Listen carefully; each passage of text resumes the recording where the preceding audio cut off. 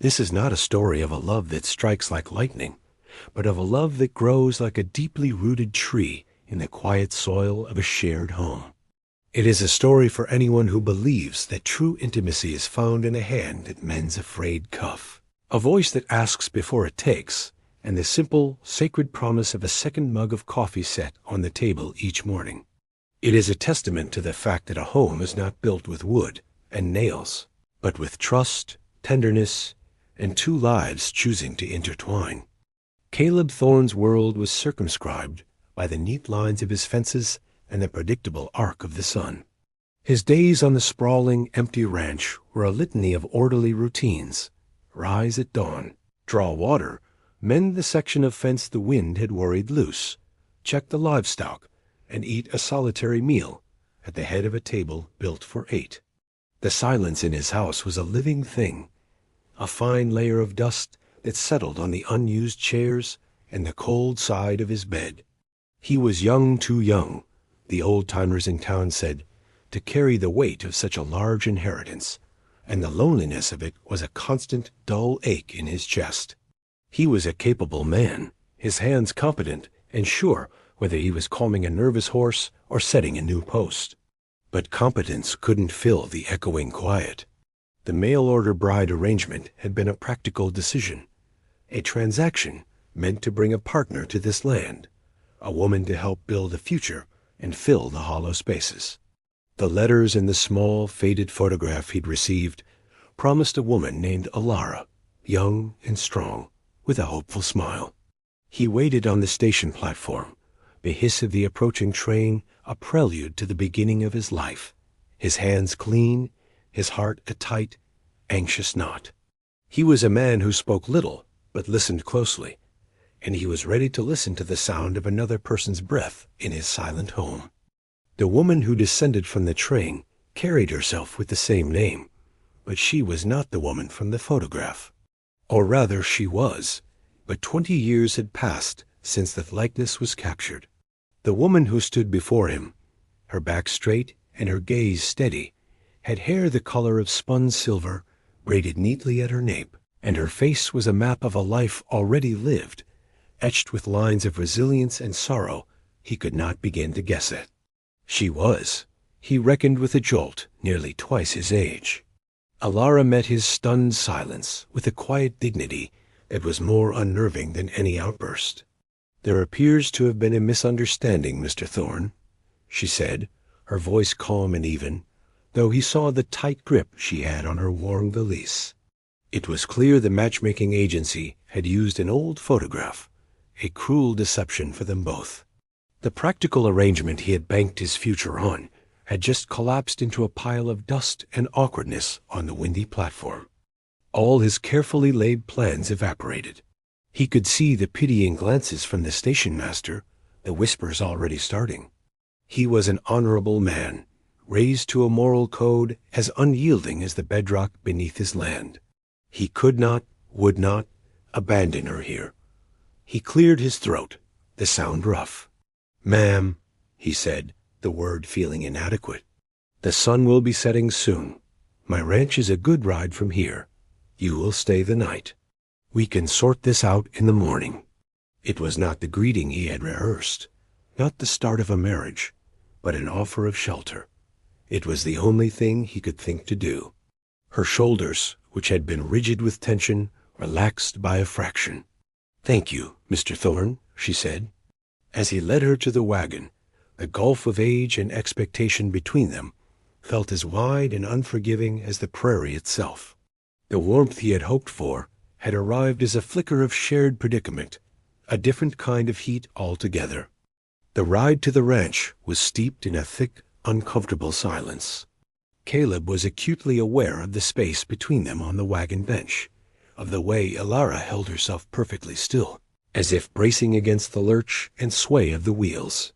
His house, when they arrived, seemed to have absorbed his own shock and dismay. It looked starker, emptier, its loneliness more pronounced in the fading light. He showed her to the small guest room, its sparse furnishings clean but unwelcoming. "I apologize," he said, standing in the doorway, unable to meet her eyes. "The agency." They were not truthful. Elara set her valise down beside the narrow bed. They were not truthful to either of us, Mr. Thorne. Her lack of accusation was a small mercy. You are not obligated, he began, repeating the honorable speech he'd composed in his head. I will pay for your ticket back, or to wherever you need to go. She turned to face him, and for the first time he saw past her age to the fierce intelligence in her eyes. And where would that be? A woman of my years, with no family and no prospects, sent back in shame? No, thank you. Her pride was a shield, and he found himself respecting it. I will earn my keep, she stated, not a request but a declaration. Until I can make other arrangements. I am a capable housekeeper. It was a new arrangement, forged from the ashes of the first. He found himself nodding. As you wish. The next morning, Caleb awoke to the scent of coffee, a rich, dark aroma that was entirely foreign to his kitchen. He walked in to find Elara already there, a simple apron tied around her waist, a quiet competence in her movements as she stoked the fire in the cook stove. She had already claimed a space for herself. The days that followed were a study in quiet adjustment. Elara moved through his house with a soft-footed purpose that slowly began to transform it. The sterile order he had maintained was replaced by living warmth. The scent of baking bread replaced the smell of dust. She found a patch of his mother's old herbs by the back door and began to cultivate them. Their interactions were sparse, marked by a careful distance. Yet trust began to build in the smallest of gestures. He would return from a day of work to find a pitcher of cool water waiting for him on the porch. In return, he began leaving a lantern lit for her by the path to the well in the early morning darkness. One evening he sat cleaning a rifle, his hands clumsy from a long day of digging post holes. He watched her across the room, mending one of his work shirts by the light of a lamp. The needle moved in and out of the thick fabric with a practiced, steady rhythm. It was an intimate gesture, the repair of something that lay against his skin, and it stirred a warmth in him that was both comforting and unsettling. He was used to his own solitude, but the quiet companionship she offered was a different thing entirely. It was not the silence of loneliness, but the silence of shared space. He saw the resilience in her, the way she had faced a devastating situation with courage and dignity. She asked for nothing, but her very presence was beginning to feel like a necessity he hadn't known he was missing. The longing he felt was no longer for the young bride in the photograph, but for the quiet, constant presence of the woman who sat stitching his life back together, one careful seam at a time. He had offered her shelter as a point of honor. Now he found himself hoping, with a desperate, unspoken yearning, that she would choose to stay. A late summer storm rolled in one night, a violent squall that threw rain against the windows like handfuls of gravel. Caleb lay awake, listening to the wind howl, a sound amplifying the emptiness of the rooms around him. A sudden, sharp crack from the direction of Elara's room had him on his feet instantly. He found her standing by the window, a dark stain spreading across the ceiling above her bed as water dripped steadily onto the floor. A leak in the roof he'd meant to fix for months. Shame, hot and sharp, coursed through him. He had offered this woman shelter, a safe place, and his neglect had failed her. "I am sorry," he said, the words feeling utterly insufficient. I should have repaired it." Elara simply wrung out the corner of the blanket that had been soaked. "A house has its own troubles, Mr. Thorne." Her calm acceptance only made him feel worse. He looked at the damp bed, then at her. He could not, would not, allow her to sleep in here. The only other proper bed was his. The decision was immediate, born of his deepest moral code. "You will take my room," he stated, his tone leaving no room for argument. "I will sleep by the hearth." She looked at him, her perceptive gaze searching his face in the flickering lamplight. It was a significant shift, an invitation into his personal space, and they both knew it. "That is not necessary," she said, her pride a constant, steady thing. "It is," he insisted, his voice low and firm. He needed to make this right, to prove that his protection was more than just words. He was asking her to trust him, to cross a boundary that had been clearly drawn between them. "Please," he added, the word an unadorned plea, "I insist. You must stay warm and dry." The choice was hers. He would not force her. He was offering comfort, but he would not take her consent for granted. After a long moment, she gave a slow, deliberate nod. "For the night, then," she agreed. It was a mutual, explicitly consensual choice to deepen their closeness, a step taken not toward romance, but toward a profound and growing trust. The new arrangement, born of a leaky roof, altered the landscape of their quiet cohabitation. Elara now slept in his bed, while Caleb took a pallet of blankets on the floor by the fireplace. The proximity was a tangible thing in the small house. He could hear the soft sound of her, breathing in the darkness, a comforting rhythm that pushed back against the vast, lonely silence he was used to. This shared domesticity, however, did not go unremarked. During a trip to town for supplies, they encountered Marcus Davies, a wealthy cattle baron who had been trying to pressure Caleb into selling his land for years. Davies was a man whose ambition was matched only by his cruelty, a predator who saw weakness as an invitation. He saw Caleb with an older woman, and his lips curled into a sneer. "Thorne," Davies boomed, his voice dripping with condescension. "Finally decided to get yourself a housekeeper? I'm surprised you found one who'd agree to live in that dilapidated shack of yours.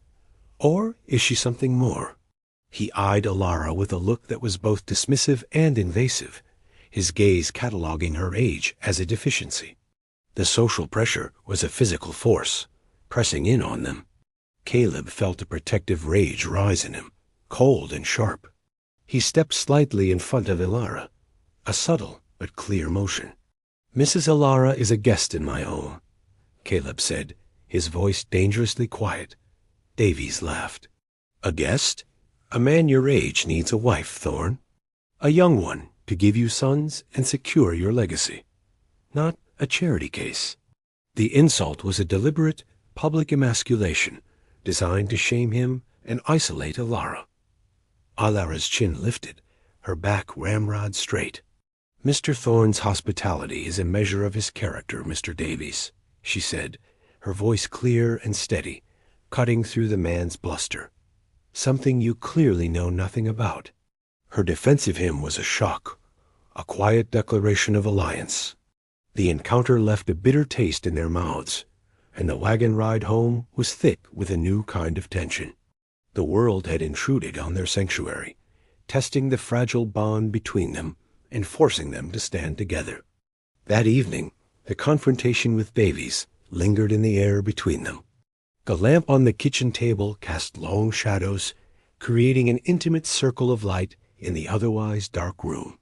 Elara was staring into the flame, her hands wrapped around a mug of tea, but Caleb could see the tremor in them. "He reminds me of my late husband," she said suddenly, her voice barely a whisper. The confession startled him. "My husband valued things by their newness. A horse, a saddle, a wife. As I grew older, his kindness curdled. He made it clear my worth was diminishing with every year." She was offering him a piece of her past, an explanation for the proud armor she wore. Caleb felt a profound ache for the pain she had endured. He sat down opposite her, the table between them feeling both like a barrier and a bridge. He found himself wanting to share his own vulnerability, to meet her honesty with his own. "My father built this ranch from nothing," he began, the words coming slowly, as if pulled from a deep well. "He died when I was 16. I've been trying to hold it all together ever since. Everyone in town is just waiting for me to fail. That's why I sent for a bride. I thought I needed a young, strong wife to prove I was man enough to manage it all, to secure the legacy." It was a confession of his deepest insecurity, a fear he had never voiced aloud. He was to protect her, but he was terrified of failing to protect the one thing he had left. Elara looked at him, her eyes filled with a deep, knowing empathy. "A legacy is not built with sons, Caleb," she said, speaking his first name for the first time. The sound of it, in her low, steady voice, was a revelation. "It's built with character. With honor. You have both." She reached across the table, her hand resting on his forearm for just a moment. The touch was light, but it grounded him. In that shared moment of vulnerability, the wall of age and circumstance that had separated them began to crumble. They were no longer just a young rancher and an older woman thrown together by a mistake. They were two survivors, finding an unexpected refuge in each other's company. A week later, Davies made his move. He rode up to the ranch at midday, a smug look on his face, two of his hired men flanking him. He wasn't there for a social call. He dismounted and produced a sheaf of papers from his coat. "Thorne," he said, dispensing with any pretense of civility, "I hold the note on your father's original land grant. It seems he used the river access as collateral, a debt that has now come due. According to this, I own your water rights." It was a lie, a legal maneuver designed to cripple the ranch and force a sale. Caleb's blood ran cold. The water was the lifeblood of the ranch. Without it, his cattle would die, the land would wither, and he would lose everything. He felt a surge of helpless fury. Davies directed his next words to Elara, who had come to stand on the porch. "You see, ma'am, this is what happens when a boy tries to do a man's job, but my offer still stands. A woman like you would be far more comfortable in my home. I can provide for you." He was attempting to use her as a pawn, to turn her against Caleb by highlighting his apparent failure. Caleb stood his ground, his hand instinctively going to the hilt of the knife on his belt before he forced himself to be still. Violence would not win this. He met Elara's gaze over Davies' shoulder. A silent question passed between them. "Trust me." She gave him the barest of nods. It was Elara who stepped forward, her eyes scanning the document Davies held out. She had spent a day in the county clerk's office the week before, looking up the Thorne family deed out of a quiet desire to understand the history of her new home.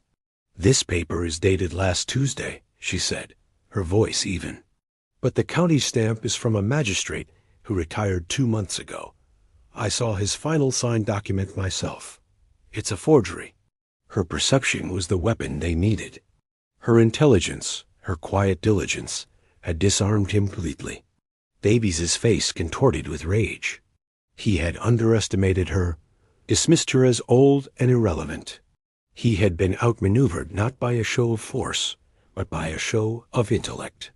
Caleb stepped forward, taking his place beside Elara, their shoulders nearly touching. It was a silent, unmovable line. He looked Davies in the eye, his voice flat and hard as stone. "My wife has a keen eye for details," he said, the word wife, a solid, irrefutable fact. "I suggest you leave our property now." Davies, defeated and exposed, could only sputter threats as he and his men retreated. Caleb and Elara stood together on the porch, watching them go. He had not thrown a punch, but he had made his choice. She was not his guest, not his housekeeper. She was his partner. And together, they were formidable. The dust settled, leaving a profound silence in the wake of Davies's departure. The immediate threat was gone, but the echo of it remained. Caleb turned to Elara, his chest tight with emotions he couldn't name. Gratitude, admiration, a fierce, protective tenderness that was overwhelming. He saw that her hands were trembling slightly. In her haste to examine the forged document, she had caught the edge of the paper, leaving a thin, shallow cut across her index finger. A tiny bead of blood welled on her skin. "He hurt you," Caleb said, his voice rough. It was a small injury, insignificant to anyone else, but to him it was a violation. Davies had managed to wound her, however slightly, and he felt an irrational need to mend it. He led her inside to the kitchen, his hand gently on her elbow. He sat her down at the table, his movements deliberate and focused. He pumped water into the basin, his back to her, taking a moment to calm the frantic beating of his own heart. This was aftercare. This was what you did for someone you cherished. He brought the basin to the table, along with a clean cloth and a tin of salve. He took her hand in his. Her skin was cool, her fingers long and elegant, despite the calluses she'd earned in her life. His own hands, large and rough from work, were infinitely gentle as he washed the cut, his thumb stroking away the single drop of blood. He applied the salve, his touch feather-light, before wrapping a small strip of linen around her finger. The entire act was performed in complete silence, a ritual of care that was more intimate than any embrace. When he was done, he didn't let go of her hand. He simply held it, his gaze meeting hers across the table. In the quiet of the kitchen, with the afternoon sun slanting through the window, a new understanding settled between them. The vows had been spoken in the heat of confrontation. This was their quiet confirmation. He had offered her protection, and she, in turn, had protected him. They were a partnership, forged in social fire and sealed with this small, tender act of healing. In the days that followed, the new reality of their relationship settled over the ranch like a warm, comfortable blanket. The word wife, spoken aloud in a moment of crisis, had taken root in the soil of their daily lives. It was not a title of ownership, but a statement of partnership, a fact they both quietly accepted without the need for further discussion. Their intimacy grew not in grand declarations, but in the steady accumulation of small, shared moments. One morning, he came in from the stables to find her poring over a seed catalog, a small, hopeful smile on her face. He poured 2 mugs of coffee, setting the one he knew was slightly fuller and warmer by her elbow before taking his own. She looked up, her smile deepening, a silent acknowledgement of his small, repeatable gesture of affection. He was learning her language, and she was learning his. Another afternoon, she was showing him how to properly cultivate the herbs his mother had planted, explaining their uses with a quiet expertise. A strand of silver hair came loose from her braid, and without thinking, he reached out and gently tucked it behind her ear. The touch was brief, a micro-intimacy that sent a jolt of warmth through them both. She leaned into the touch for a fraction of a second, a clear, signaled consent, before straightening up, a faint blush on her cheeks. His habit of scanning rooms for threats had completely transformed. Now he scanned them for her needs. Was her shawl wrapped tightly enough against the evening chill? Did she need the lamp moved closer to her book? His protection had softened from a rigid shield against the world to a tender, attentive form of care focused entirely on her. His service was his love language, and he spoke it fluently in the silent poetry of his actions. She, in turn, learned to read him, to see the weariness in his shoulders after a long day and have a hot meal waiting, to understand that his silences were not a withdrawal, but a quiet contentment in her presence. The house itself began to reflect their union. It was no longer just Caleb's ranch. It was becoming their home. Elara, with her quiet determination, brought life to the neglected corners of the house. She unearthed a box of Caleb's mother's quilts, airing them in the sun and mending their frayed edges. The vibrant colors, once packed away with painful memories, now warmed the backs of chairs and the foot of her there bed. One evening, Caleb found her running a hand over the scarred and weathered surface of the large kitchen table. "So many stories in this wood," she murmured. He saw then that the table, a symbol of his family's legacy and his own loneliness, could be a place of new stories, their stories. The next day, he spent hours in his workshop. He was not a delicate craftsman, but he was patient and methodical. He sanded down the entire surface of the table, working away the deep scratches and water stains of the past, not to erase them, but to smooth the way for the future. He refinished it with beeswax and oil until the wood glowed with a deep, warm luster. When he was done, he called her in. She stopped in the doorway, her hand flying to her mouth. The table was transformed. It was the same solid foundational piece of furniture, but it was renewed, ready for a new chapter. It was a symbolic act, a mending of his own past and a welcoming of their shared future. Lighting the lamp that evening felt different, the flame casting a warm glow on the renewed heart of their home. He was no longer just protecting a legacy. He was actively building a new one with her, planing and sanding away the rough edges of their separate pasts to create a smooth, shared surface on which to build their life. As autumn began to paint the prairie in shades of gold and rust, a comfortable peace settled over the Thorne ranch. The routines of their life were now interwoven, a tapestry of shared chores and quiet companionship. One evening, as they sat by the fire, Caleb looked at Elara, truly seeing the woman she was. He saw not her age, but her wisdom. He saw not the sorrows of her past, but the strength she had forged from them.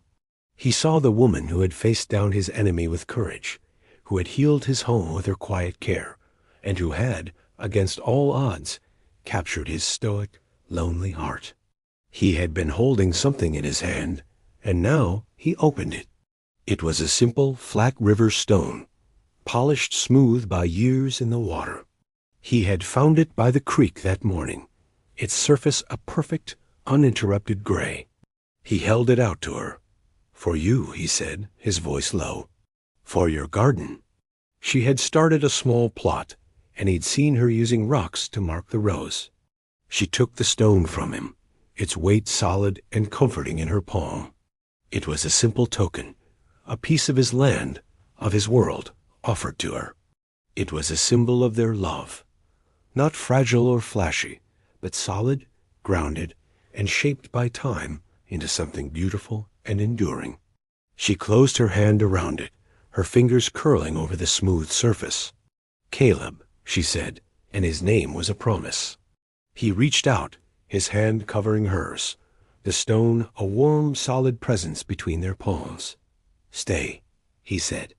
It was not a command or a plea, but a simple, heartfelt invitation. An invitation to stay not as a guest or a housekeeper, but as his wife, his partner, the center of his home. "Always," she whispered, her voice thick with emotion. The vow was made, not before a preacher or a crowd, but in the quiet of their kitchen, sealed with a simple stone and the promise of a shared future. The young rancher and the older woman, brought together by a lie, had found a profound truth, that home is not a place you inherit, but a life you build with the person you choose.